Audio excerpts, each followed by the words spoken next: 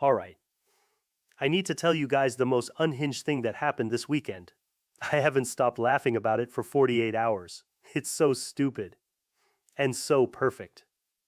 Okay, so I have this friend Jake. He's the dumbest, sweetest guy you will ever meet. Cries at every dog rescue TikTok. Once spent an hour apologizing to a seagull he accidentally scared. And he's been absolutely feral on dating apps lately.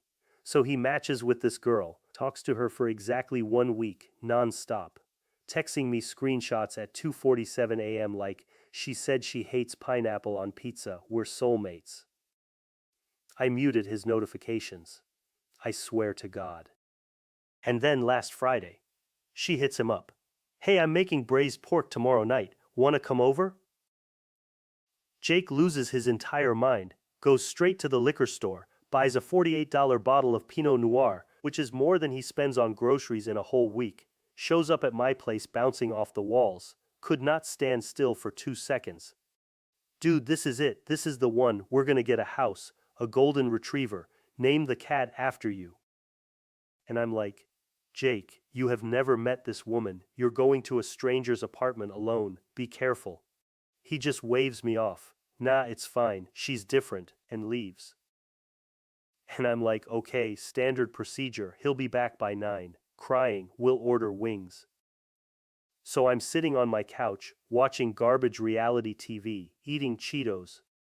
And it's 8:17, my phone buzzes, it's Jake. Text says, I can't leave. My heart drops. I'm already typing 911, thinking he got kidnapped, or murdered, or worse. And then the next text comes in. There's 5 more women here. I'm sorry.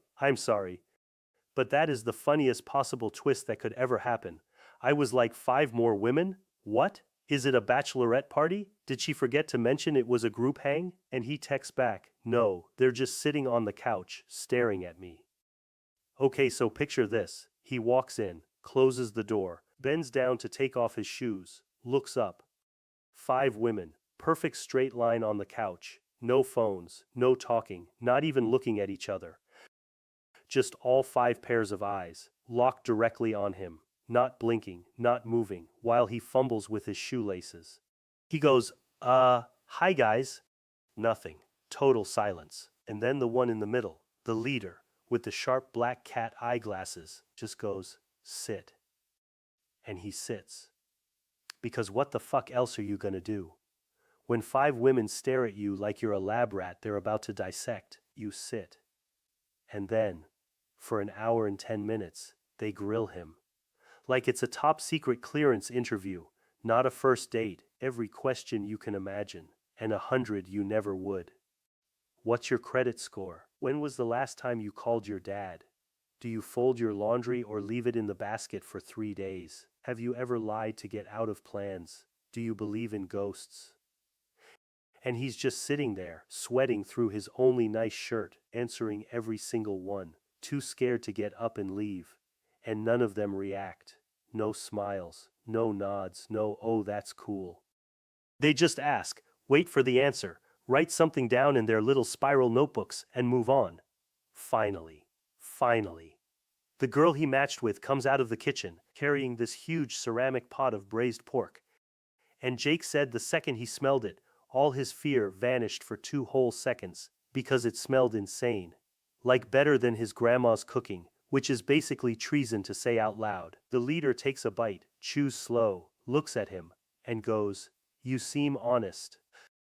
Jake almost cried with relief, thought it was over, he could eat, go home, pretend this never happened. And then, the quiet one on the far end, who hadn't said a single word the entire time, looks up from her plate and goes, what happened with Sarah? Sarah was his ex, from 3.5 years ago. He never told anyone about her, not even me. They broke up so badly he just erased her from existence entirely, never mentioned her name once, and this random stranger just knew. He said he almost threw up right there, couldn't eat another bite, just pushed the pork around his plate for the rest of the meal. Absolutely terrified. Meal ends, he grabs his jacket, mumbles something about an early morning, bolts for the door. And the girl follows him out into the hallway, stops him.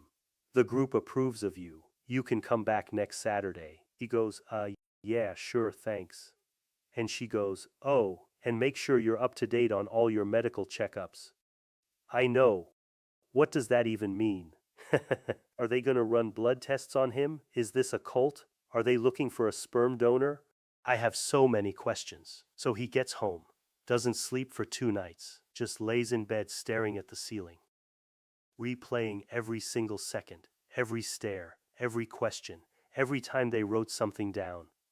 Calls me at 3:02 a.m. Sunday. Dude, that was the scariest thing that's ever happened to me. I'm never going back there ever again. I'm like, thank God, that's the smartest thing you've ever said. Long pause, 10 full seconds of dead silence. And he goes, but the pork was so good. That's exactly what he said. Word for word. But the pork was so good. I'm like, Jake, they interrogated you for an hour. They knew about your secret ex-girlfriend. They asked you about your medical history, and you want to go back? For pork. He goes, dude, you don't understand. It was melt in your mouth. The sauce was perfect. I would go through that 100 times just for another plate.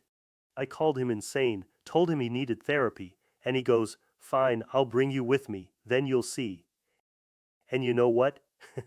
I didn't say no, because how good can pork possibly be that you would willingly sign up for psychological torture? I need to know.